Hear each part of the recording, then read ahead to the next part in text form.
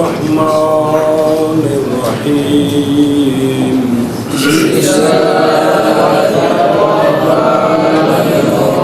البحث الاول فی کتاب اللہ تعالی صلی اللہ علی نبینا الکریم وعلی آلہ واصحابہ وبارک وسلم۔ اصول فقہ کی پہلی کتاب جو درس نظامی میں ہے، دینی نظام میں ہے، وہ اصول شاشی ہے، وہ شروع ہو چکی ہے، اور دین کو سمجھنے کے لیے اصول فقہ ریڑھ کی ہڈی کی حیثیت رہتی ہے۔ خطبہ ہو گیا ہے، اور ایک مسئلہ بھی آپ کو بتا دیا ہے کہ بھئی اصول فقہ کتنے، کون سے؟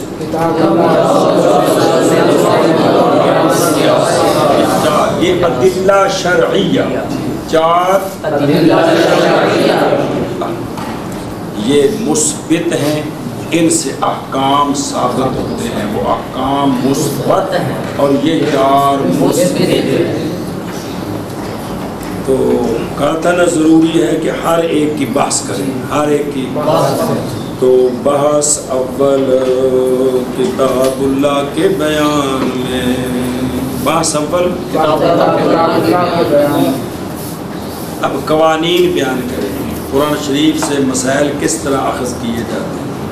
یہ جو سارے قوانین بیان کریں گے نا، ان میں چند کے سوا سارے قوانین جب حدیث کی بات آئے گی تو کہیں گے کہ جو کچھ آپ نے کتاب اللہ میں قوانین پڑھے ہیں وہ سارے حدیث میں بھی جاری ہیں۔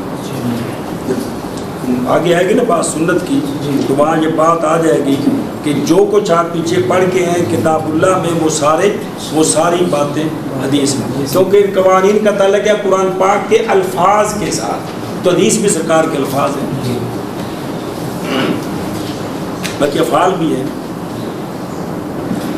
تو پہلی بات کس بیان میں ہے؟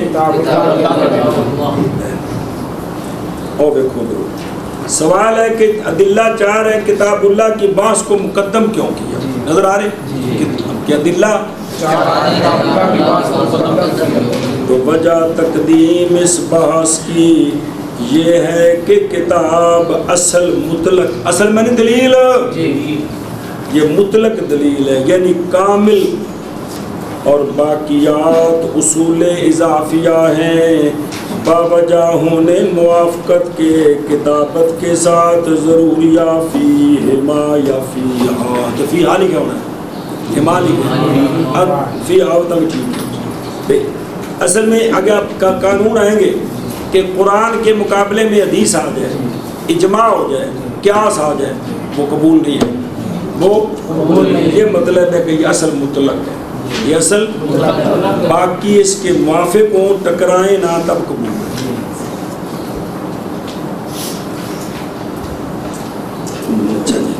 وَإِنْ كَانَ اگرچہ ہو بِحَسْبِ التِّبْيَانِ كَمَا فِي قَوْلِهِ تَعَالَى وَأَنزَلْنَا عَلَيْكَ الْقُرْآنَ تِبْيَانًا لِكُلِّ شَيْءٍ، یاد ہے پچھلے سال اور البی کبیر کہ جو جہاں فریض بیان ہوئے تھے کہ آپ صلی اللہ علیہ وآلہ وسلم قرآن کے اندر جو مجمل فرض بیان ہوا ہے اس کے ساتھ حدیث بطور بیان مل جائے تو وہ بھی فرض ہوتا ہے، یاد ہے؟ دیکھیں اب نزلنا علیک القرآن تبیانا لکل شیء۔ سوال ہے کہ کتاب اللہ کی تعریف نہیں کی کہ کتاب اللہ کس کو کہتے ہیں، کتاب اللہ کس کو کہتے ہیں، پہلے تعریف کرنی چاہیے تھی، پھر مسائل بیان کر۔ قانون ہے کہ پہلے شے کی تعریف ہوتی پھر اس کے مسائل ہوتے، تو اس کا جواب ہے کہ تعریف مشہور ہے، ہر شخص جانتا ہے کہ کتاب اللہ کون ہے، وہ ہر شخص جانتا ہے کہ الحمد سے شروع ہے، والناس پر اختتام ہے، اور اتنی صورتیں اور اتنے پارے ہیں اور اتنی آیات ہیں۔ یہاں یہ جواب ہے۔ اگلی ساری کتابوں میں نور الانوار میں، اصول شاشی میں، اسامی میں باقاعدہ کتاب اللہ کی تعریف کریں گے، جن سے فصل بیان کریں گے۔ اس میں نہیں بیان کیا تو اس کی یہ توجیہ کہ مولوی ابراہیم جانتا ہے کتاب اللہ کیا ہے، نہیں جانتا، بحث اول کتاب اللہ کے بیان میں. بچے یہ فن اب بالکل شروع ہو رہا ہے. آج سے توجہ کر لی تو انشاءاللہ، اور اگر آج سے بے توجہی اور دائیں بائیں دیکھنا وہ ماضی کی روایت کی طرح تو یہ فن خراب ہو جائے گا. بس اتنی بات عرض کرتا ہوں، توجہ کریں گے تو سمجھ آ جائے گی. جی بحث اول کتاب اللہ کے بیان میں. جی فصل فی الخاص والعام بس بس بس. اس کے اندر کئی فصلیں ہیں. کتاب اللہ میں کئی فصلیں ہیں، مسئلے بیان ہوں. تو پہلی فصل جو ہے صلی اللہ علی نبینا الکریم وعلی آلہ وصحبہ وبارک وسلم. بسم اللہ. پہلی فصل ہے خاص اور عام کے بیان میں. پہلی فصل ہے خاص اور عام کے بیان میں. اگلی کتابوں میں یہ چار اکٹھے ہوں گے، یہاں دو علیحدہ کر دیے. خاص، عام، مشترک، مؤول. خاص، عام، مشترک، مؤول. وہ دو آگے علیحدہ آ جائیں گے، لیکن اگلی کتابوں میں یہ چار اکٹھے ہوتے ہیں، یہاں دو علیحدہ کر دیے. تو پہلی فصل جو ہے اس میں بیان ہے کس کا؟ خاص اور عام کا. کہ قرآن کے جو الفاظ ہیں وہ خاص بھی ہیں، عام بھی ہیں. وہ خاص ہیں اور عام بھی. خاص کون سے ہیں، عام کون سے، اب تعریف کرنی جاتی ہے. اسی طرح حدیث کے اندر جو الفاظ ہیں وہ خاص بھی ہوتے ہیں اور عام بھی ہوتے ہیں. تو اس فن کے اندر، کیونکہ ہر فن کی اپنی اصطلاحیں ہیں، لغوی معنی تو علیحدہ ہیں، لیکن ہر فن میں جو وہ لفظ استعمال ہوتا ہے تو انہوں نے اس سے کیا مراد لیا ہے. تو وہ جو تعریف ہوتی ہے نا باباش، جو تعریف ہوتی ہے، ان کے اندر اس لفظ سے مراد وہ ہوتا ہے. اس لیے تعریفوں پر دھیان کرنا ہوتا ہے تاکہ اگلی باتیں سمجھ آ سکیں. کیا کہ جی پہلی فصل خاص اور عام کے بیان میں. ایسے ہیں یہ چار اکٹھے ہوتے ہیں اگلی کتابوں میں. خاص، عام، مشترک، مؤول. مشترک پہلے، مؤول بعد. اس فصل میں دو کا بیان ہے. کس کا؟ خاص اور عام کا. فصل خاص اور عام کے بیان میں. فصل خاص اور عام کے بیان میں. فصل خاص اور عام کے بیان میں. موشی کہہ رہے ہیں اس فصل کے اندر خاص اور عام ہے، نہ کہ خاص اور عام کے اندر فصل ہے. اسی طرح نہیں ہے. جی جی اس فصل میں خاص عام ہے، نہ کہ خاص عام کے اندر یہ فصل. تو یہ ظرفیت ٹھیک نہ ہوئی. سمجھائی نا جی؟ ہونا چاہیے تھا الخاص والعام فی فصل. ہم اس کہہ لیتا کہ ظرفیت ٹھیک نہیں ہے، تو اس کا جواب دیا ہے کہ یہ ظرفیت اعتباری ہے، حقیقی نہیں ہے. جیسے کہتے ہیں زید فی النعمت، زید نعمت میں حالانکہ پیسے بیچتے نہیں پڑے اندر. تو یہ ظرفیت اعتبار ہے. اچھا، دوسرا مسئلہ توجہ کرنا ہے کہ سوال ہے کہ ایک فصل میں دونوں کو جمع کیوں کیا ہے. اس کا جواب ہے کہ یہ دونوں شریک ہیں. تعریف آ جاتی ہے انشاءاللہ، وضاحت ہو جائے گی. دونوں شریک ہیں اپنے ہونے میں موضوع معنی واحد، لیکن معنی واحد خاص میں منفرد ہے. پریشان نہیں ہونا، ہو طریق پڑھنی بات ہے جی. اور عام میں وہ مشتمل ہوتا ہے افراد پر. اور دوسرا یہ کہ یہ دونوں شریک ہیں کہ ہر ایک جو قرآن کا خاص عام ہے وہ واجب کرتا ہے حکم کو قطعاً، پکی بات، برخلاف مشترک اور مؤول کے. سوال ہے خاص کو پہلے ذکر کیا ہے، عام کی بات بعد میں کریں گے. تعریف خاص کی پہلے فل خاص ہوئی، تو خاص کو عام پر مقدم کیا ہے اس لیے کہ یہ عام جو ہے وہ بمنزل مرکب کے ہے، مرکب ہے نہیں ہے، بمنزل مرکب کے ہے. اور خاص بمنزل مفرد کے، اور مفرد مقدم ہوتا ہے مرکب پر. اس لیے کہ خاص کا حکم اس پر اتفاق ہے سارے جمہوروں میں. عام کے اندر اختلاف ہوتا ہے، وہ کیا ہوتا ہے وہ آ جائے گا انشاءاللہ. توجہ جی، آگے پڑھو. فالخاص لفظ وضع لمعنى معلوم او لمسمى معلوم على الانفراد.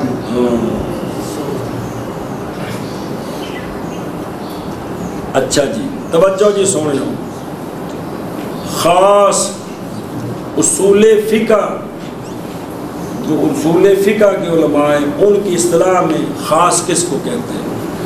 خاص، چونکہ یہ ساری جو بس ان کا تعلق ہے قرآن پاک کے الفاظ کے ساتھ، کن کے ساتھ؟ خاص ایسا لفظ ہے جو وضع کیا گیا ہے معنی معلوم کے لیے یا مسمى معلوم کے لیے انفراد کے طریقے پر۔ چپ، خاص ایسا لفظ ہے جو وضع کیا گیا ہے معنی معلوم کے لیے یا مسمى معلوم کے لیے انفراد کے طریقے پر۔ آنکھو خاص ایسا تاریخ لفظ، اصول فقہ والوں کے نزدیک خاص کیا ہوتا ہے؟ قرآن کے جو خاص ہیں حدیث کا ان کا مطلب کیا ہے؟ خاص ایسا لفظ ہے جو وضع کیا گیا ہے معنی معلوم کے لیے یا مسمى معلوم کے لیے انفراد کے طریقے پر۔ انفراد کے طریقے پر۔ ہاں جی، خاص ایسا لفظ ہوتا ہے جو وضع کیا گیا ہے معنی معلوم کے لیے یا مسمى معلوم کے لیے انفراد کے طریقے پر۔ انفراد کے طریقے پر۔ اور لفظ سوال ہے، یہ قرآن پاک کے بارے میں لفظ نہیں بولا جاتا، نظم بولی جاتی ہے۔ کیا بولی جاتی ہے؟ نظم بولی جاتی ہے۔ نظم، کیونکہ لفظ کا معنی آج پڑھیں گے قافیے میں کہ منہ سے پھینکنا، اور نظم کا معنی ہوتا ہے موتیوں کو پرونا، تو اس لیے قرآن پاک کے الفاظ کے لیے نظم کا لفظ بولا جاتا ہے۔ انہوں نے لفظ کیوں کہا ہے؟ انہوں نے اس کا جواب دیا ہے کہ یہ مطلق خاص کی تعریف کی ہے کہ عربی میں خاص کیا ہوتا ہے، نہ کہ خاص کتاب کے خاص کی تعریف کی ہے۔ اس لیے لفظ کہنے سے سوء ادب نہیں ہوا کہ اگر قرآن پاک کا خاص ذکر ہوتا، چونکہ یہی تعریف ہر عربی میں جو خاص ہے اس کی یہی تعریف ہے کہ اس کی وضع اس کے لیے ہوتی ہے۔ اچھا جی، بوزیا یہ بمنزل جنس کے ہیں، اور لفظ بمنزل جنس کے، تعریف کے اندر جنس فصلیں ہوتی ہیں، جنس شمول کا فائدہ دیتی ہے، فصلیں امتیاز کا فائدہ دیتی ہیں۔ تو لفظ یہ جنس ہے بمنزل جنس، باقی مثل فصل کے ہیں۔ وضع لمانن کہ معنی کے لیے وضع کیا گیا، اس سے مومل نکل گیا، اس سے اور قول لمعنی معلوم، اگر وہ معنی معلوم المراد ہے تو اس سے مشترک نکل گیا، وہ آگے آئے گا کہ وہاں مراد معلوم نہیں ہوتی، اور اگر معنی معلوم البیان ہے تو پھر اس سے وہ نہیں نکلے گا، اور نکلے گا علی الانفراد کے طریقے سے، اس لیے کہ معنی اس کا اس وقت یہ ہے کہ معنی منفرد ہو افراد سے، خاص جو ہوتا ہے اس کا معنی منفرد ہوتا ہے کس سے؟ افراد سے، ان کا معنی ایک ہوتا ہے، ایک، اور معنی آخر سے بس نکل گئے، سے مشترک اور عام سارے نکل گئے۔ ان کا معنی کرو، وہ پھر اشیاء پڑھا گیا، اگلا وضاحت ہوتی ہے، سب پریشان نہ ہو۔ بس خاص ایسا لفظ ہے وضع کیا معنی معلوم کے لیے یا مسمى معلوم کے لیے، اشیاء دیکھو انفراد کے طریقے پر، اور دیکھو اشیاء اور مسمى معلوم، مسمى مدلول مفہوم معنی، یہ جو چار لفظ ہیں کون سے؟ یہ متحد بالذات ہے، یہ اور متغایرہ بالاعتبار ہے۔ متحد بالذات کا مطلب ہے کہ ہوا ان المجموع عبارت عما حصل فی الذہن، جو کسی شے سے ذہن میں حاصل ہو اس کو مسمى بھی کہتے ہیں، اس کو مدلول بھی کہتے ہیں، اس کو مفہوم بھی کہتے ہیں، اس کو معنی بھی کہتے ہیں۔ جو ذہن میں حاصل ہو جو ذہن میں حاصل ہو کسی شے کی وجہ سے، اس کو مسمہ بھی کہتے ہیں، مجہول بھی کہتے ہیں، مفہوم بھی کہتے ہیں، معنی بھی اس کو مسمہ بھی کہتے ہیں، مجہول بھی کہتے ہیں، مفہوم بھی کہتے ہیں، معنی اس بھی کہتے ہیں، کو مسمہ بھی کہتے ہیں، مجہول بھی کہتے ہیں، مفہوم بھی کہتے ہیں، معنی بھی کہتے ہیں۔ یہ تو ہے متحد تے متغیر بالاعتبار سنے کہ وہ شے جو حاصل ہوئی ہے عقل میں، ذہن میں، وہ اس حیثیت سے ہے کہ اسم کی وضع ہے اس کے لیے، اسم کی اس حیثیت سے وہ عقل میں حاصل ہوئی ہے، تو اب اس کا نام ہے مسمہ، اب اس کا نام ہے مسمہ۔ مثلا آپ نے لفظ زید بولا تو لفظ زید بول کر جو ذہن میں اس کی تصویر گئی ہے، تو اب اس حیثیت سے کہ لفظ زید کی وضع ہے اس وجود کے لیے، یہ لحاظ کرے تو اب وہ جو تصویر ذہن میں گئی ہے یہ لفظ زید کا مسمہ ہے۔ یہ اگر اس حیثیت کا لحاظ کریں کہ لفظ کی وضع ہے اس شے کے لیے جو ذہن میں حاصل ہوئی، وضع کا لحاظ کریں تو اب اس کا نام کیا ہے جو ذہن میں حاصل ہے؟ مسمہ۔ اور اگر اس حیثیت سے کہ لفظ اس پر دلالت کرتا ہے، آپ نے لفظ زید بولا اور اس سے معنی سمجھ آیا، تو حیثیت یہ ہو کہ لفظ زید اس پر دلالت کرتا ہے جو میرے ذہن میں آیا ہے، اب اس کا نام ہے مدلول، کس کا؟ جو معنی حاصل ہوا ہے۔ اور اس حیثیت کا لحاظ کریں کہ لفظ سے سمجھا گیا ہے، لفظ سے سمجھا گیا ہے۔ جب لفظ بولا زید تو اس کا معنی سمجھا گیا ہے کہ نہیں؟ اگر یہ لحاظ کریں کہ لفظ سے یہ جو معنی حاصل ہے سمجھا گیا ہے، اب اس کو کہیں گے مفہوم، اور جو ذہن میں حاصل ہوا ہے۔ اور یہ لحاظ کریں، یہ حیثیت کریں کہ لفظ سے اس کا قصد کیا گیا ہے، لفظ سے کہ لفظ بول کر اس سے قصد یہ ہے کہ مجھے یا مخاطب کو اس کا معنی سمجھ آئے، اب اس کا نام ہے معنی، اب اس کا نام ہے معنی۔ تو وہ جو لفظ بول کر ما حاصل ہے، چار حیثیتوں سے چار نام بنتے ہیں، چار یہ لحاظ کریں کہ لفظ کی وضع اس کے لیے ہے، اب کیا نام ہے؟ مسمہ۔ یہ لحاظ کریں کہ لفظ اس پر دلالت کرتا ہے، مدلول۔ یہ لحاظ کریں کہ لفظ سے سمجھا گیا ہے، مفہوم۔ یہ لحاظ کریں کہ لفظ سے اس کا قصد کیا گیا ہے، تو یہ مدلول، مسمہ، مدلول، مفہوم، معنی، یہ کیا ہے سارے؟ کیوں کہ یہ سارے اس پر بولے جاتے ہیں جو ذہن میں حاصل ہے، اس کو مسمہ بھی کہتے ہیں، مدلول بھی کہتے ہیں، مفہوم بھی کہتے ہیں، معنی بھی کہتے ہیں۔ میں بول رہا ہوں تو دماغ میں چیز جا رہی ہے، جو جا رہی ہے نا وہ میرے ان لفظوں کا مسمہ بھی ہے، مدلول بھی ہے، مفہوم بھی ہے، معنی۔ لیکن آپ یہ اعتبار کریں جو یہ بول رہا ہے ان لفظوں کی وضع اس معنی کے لیے جو مجھے سمجھ آیا ہے، تو اب اس کا کیا نام ہے؟ اور اگر یہ لحاظ کریں کہ یہ جو لفظ بول رہا ہے وہ اس شے پر دلالت کر رہا ہے جو میرے ذہن میں جا رہی ہے، اب اس کا کیا نام ہے؟ اور یہ لحاظ کریں کہ لفظ سے جو اس نے بولا ہے اس سے یہ سمجھا گیا جو میرے دماغ میں آیا ہے، تب کیا ہے؟ اور یہ لحاظ کریں کہ جو اس نے بولا ہے اس لفظ سے قصد کیا گیا اس کا جو میرے ذہن میں آیا ہے، تب کیا ہے؟ بس خاص لفظ ایسا لفظ ہے جو وضع کیا گیا ہے معنی معلوم کے لیے یا مسمہ معلوم کے لیے، انفراد کے طریقے پر، تو اس کا معنی ایک ہوتا ہے، کیا ہوتا ہے؟ ایک ہوتا ہے۔ ہاں جی شبت۔ بس خاص ایسا لفظ ہے جو وضع کیا گیا ہے معنی معلوم کے لیے یا مسمى معلوم کے لیے انفراد کے طریقہ پر۔ بس خاص ایسا لفظ ہوتا ہے جو وضع کیا گیا ہے معنی معلوم کے لیے یا مسمى معلوم کے لیے انفراد کے طریقے پر۔ قولنا فی تخصیص الفرد زید وفی تخصیص النوع رجل وفی تخصیص الجنس انسان۔ چلو توجہ جی، پھر یہ جو خاص ہے نا، خاص اس کی 3 قسمیں ہیں.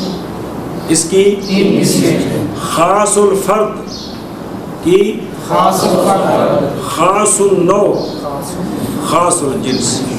یہ جو خاص ہے اس کی پھر 3 قسمیں. کیا؟ خاص الفرد، خاص کی 3 قسمیں. خاص کی خاص کی قسمیں. خاص الفرد، خاص الفرد، خاص الجنس. مصنف علیہ الرحمٰن نے فرمایا کہ تخصیص الفرد کی مثال جیسے زید، جیسے زید. زید جس کا نام ہے، یہ زید ایک معنی پر دلالت کرتا ہے اور وہ جزئی حقیقی ہے، وہ دوسرے کسی اس میں کوئی فرد داخل نہیں ہے کہ ہے داخل نہیں. کیا کہ مصنف فرماتے ہیں، مصنف فرماتے ہیں کہ تخصیص الفرد، خاص الفرد، تخصیص الفرد. تخصیص الفرد جیسے کہ مثال ہے زید، جتنے یہ اعلام ہیں، نام ہیں، یہ سب کے سب خاص الفرد ہیں. ان میں تخصیص الفرد ہے، ان میں کہ یہ ایک معنی پر دلالت کرتے ہیں اور وہ ایک معنی خاص ہے، اس میں دوسرا کوئی فرد نہیں ہے، صرف اسی پر بولا جاتا ہے، کسی اور پر نہیں بولا جاتا. بات سمجھیے؟ جیسے ہمارا قول تخصیص الفرد میں لفظ زید، جیسے ہمارا قول تخصیص الفرد میں لفظ زید، جیسے ہمارا قول تخصیص الفرد میں جیسے لفظ زید.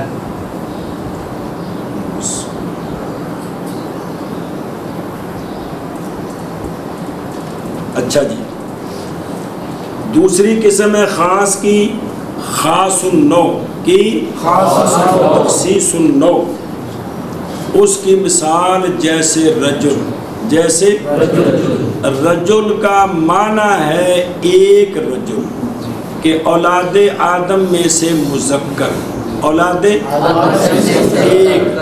لیکن وہ ایک خاص نہیں ہے. آدم علیہ السلام سے لے کر قیامت تک آپ ہر کسی کو رجل کہہ سکتے ہیں، لیکن ایک وقت میں مراد ایک ہی ہے. بولے رجل اور مراد 10 ہوں یہ نہیں ہے، مفرد ہے نا، مراد ایک ہی ہے لیکن وہ ایک خاص معین نہیں ہے. آپ جتنے بھی اولاد آدم میں سے مذکر ہیں ہر کسی کو رجل کہہ سکتے ہیں، ہر کسی کو، لیکن جب بولیں گے تو مراد زیادہ نہیں. ہاں جی، کیا کہیں؟ دوسری قسم ہے تخصیص النوع، خاص النوع، تخصیص النوع. اس کی مثال جیسے رجل. تو رجل جو ہے اس کی وضع ہے اولاد آدم میں سے مذکر کے لیے، اولاد آدم میں سے مذکر کے لیے، جیسے امرت کی وضع ہے اولاد آدم میں سے انثیٰ کے لیے. جیسے یہ خاص النوع ہے نا، اسی طرح امرت بھی خاص النوع ہے. تو مراد ایک ہے لیکن وہ ایک خاص نہیں ہے. ایک یہ بھی، یہ بھی، یہ بھی، یہ بھی، لیکن ایک وقت میں مراد صرف ایک ہے، 2 3 نہیں ہے. اور تخصیص النوع میں رجل، جی، اور تخصیص النوع میں رجل، اور تخصیص النوع میں رجل، یہ اس کی مثال ہے. تیسری قسم ہے خاص الجنس. کیا؟ خاص الجنس. خاص الجنس، تخصیص الجنس. اس کی مثال دی ہے انسان. اس کی انسان اولاد آدم میں سے خواہ مذکر ہو خواہ مؤنث ہو، ہر ایک انسان ہے. اولاد آدم میں سے انسان جب بولیں گے تو مراد ایک ہی ہوگا، خواہ وہ مذکر ہو خواہ مؤنث، خواہ وہ تو یہ مثال ہے کس کی؟ تخصیص الجنس کی. کس کی؟ جنس کی. کیا کیا جی؟ تخصیص الجنس کی مثال ہے انسان. انسان میں نے پتہ ہے دماغ میں کچھ بھی نہیں جا رہا اولاد آدم میں سے ہر ایک کے لیے بولا جاتا ہے، خواہ مذکر ہو، اولاد آدم خواہ مذکر ہو خواہ مؤنث ہو، ہر ایک انسان ہے، لیکن معنی اس کا ایک ہی ہے، کون؟ کہ بھئی جب بھی بولیں گے ایک مذکر یا ایک مؤنث، زیادہ نہیں۔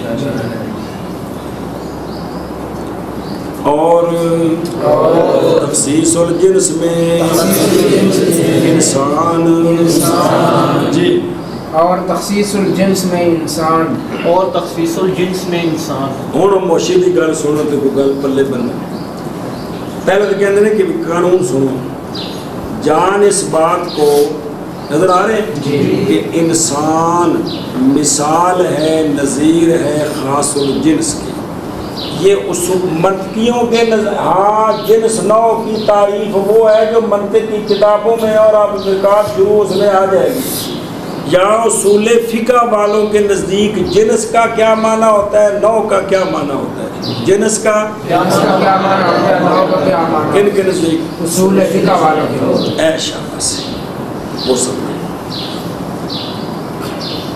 کہ انسان مثال ہے کس کی؟ خاص الجنس کی، کیونکہ انسان بولا جاتا ہے کثیرین پر جو مختلفین بالاغراض ہیں، انسان بولا جاتا ہے ان کثیرین پر جو وہاں مختلفین بالحقائق ہوتے ہیں، یا کیا ہیں؟ غرضیں علیحدہ علیحدہ۔ دیکھیں کیونکہ لفظ انسان کے تحت رجل بھی ہے اور امرت بھی ہے، اور غرضیں دونوں کی علیحدہ علیحدہ ہیں، ان کی خلقت سے غرضیں کس سے؟ رجل اور امرت، اور حالانکہ دونوں پر بولا جاتا ہے، کون؟ انسان، تو انسان کے دو فرد ہیں، کون؟ رجل اور امرت، دونوں کی غرض علیحدہ علیحدہ ہے۔ وہ دیکھو کہ رجل کی خلقت سے غرض ہے کہ رجل نبی ہوتا ہے، سارے نہیں، یعنی نبی جو ہوگا وہ کیا ہوگا؟ رجل ہوگا، اور امام اور حدود و قصاص میں شاہد، جہاں حدیں اور قصاص ہے وہاں عورتوں کی گواہی قبول نہیں ہے، مردوں کی گواہی قبول ہے۔ اور جمعے کا قائم کرنے والا کون ہوتا ہے؟ رجل، اور عیدوں کا قائم کرنے والا، اور اس کی مثال یہ غرضیں ہیں مرد کے پیدا کرنے سے، اور عورت سے غرضیں ہیں کہ وہ مفتارشہ ہو، کہ وہ مرد کے لیے بستر بنے، یعنی وہ مرد کی بیوی بنے، اور آتیہ بالولد، اور وہ بچے جنے، کیا کرے؟ یہ عورت سے غرض ہے، اور گھر کے حوائج کی وہ تدبیر کرنے والی ہو، جی، کاردہ نظام چلائے، جبکہ عورت کی غرض مفتارشہ، جی، کہ عورت کے لیے وہ بستر بنے، اور آتیہ بالولد ہو، اور مدبرہ لحوائج البیت ہو، یہ عورت کی خلقت سے غرض ہے، بغیر ذالک، سمجھیں گے؟ اور اے انسان ہے نا، اس کے تحت جو افراد ہیں وہ مختلف الاغراض ہیں مولوی جی، اس لیے اصول فقہ والوں کے نزدیک ایسا لفظ جس کا معنی مفرد ہے لیکن اس کے تحت افراد ایسے ہیں جو مختلف الاغراض ہیں، اس کو وہ جنس کہتے ہیں، اس کو لفظ انسان منطقیوں کے نزدیک نو ہے انسان، لیکن اصول فقہ والوں کے نزدیک جنس ہے۔ اور رجل نظیر ہے خاص النوع کی، رجل نظیر ہے خاص النوع کی۔ اب نو سنے منطقیوں کی علیحدہ ہوتی ہے کہ وہاں متفقین بالحقائق وہ ہوتے ہیں، اور اصول فقہ والوں کے نزدیک نو کون ہے؟ کیونکہ رجل بولا جاتا ہے کثیرین پر جو متفقین بالاغراض ہیں، کیونکہ رجل کے افراد سارے کے سارے غرض میں برابر ہے، جو نہیں پڑے سارے، تو لہذا رجل کس کی مثال ہے؟ خاص النوع کی، کس کی؟ اور نظر آنا لفظ او خاص الجنس، اس نے تخصیص النوع تخصیص الجنس، تو تجھے لفظ نظر آنا تھے، پڑھے نہیں خاص الجنس، ان کی پڑھے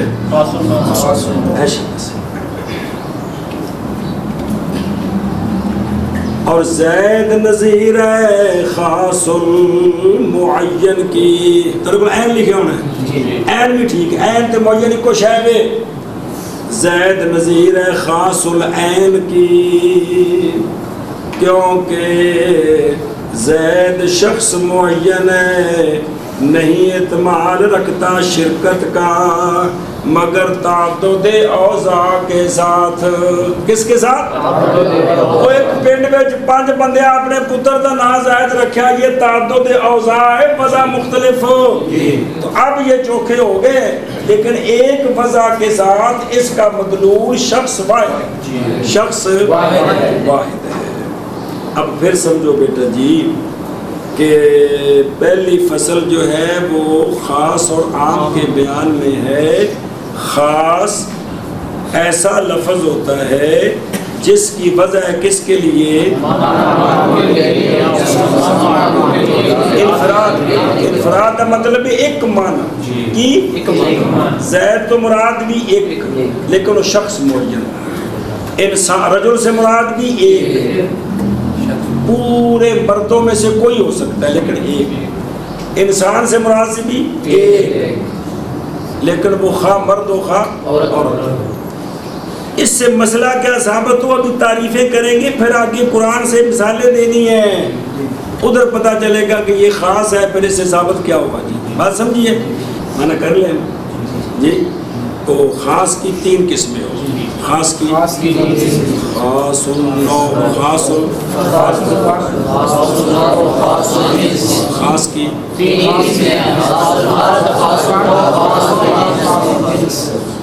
خاص الجنس وہ ہے جس کے تحت افراد ہیں لیکن مختلف الاغراض. خاص النوع وہ ہے جس کے تحت افراد ہیں لیکن متفق الاغراض ہیں. اور خاص الفرد وہ ہے کہ جس کا ایک ہی فرد ہے جزئی حقیقی, ایک ہی فرد ہے.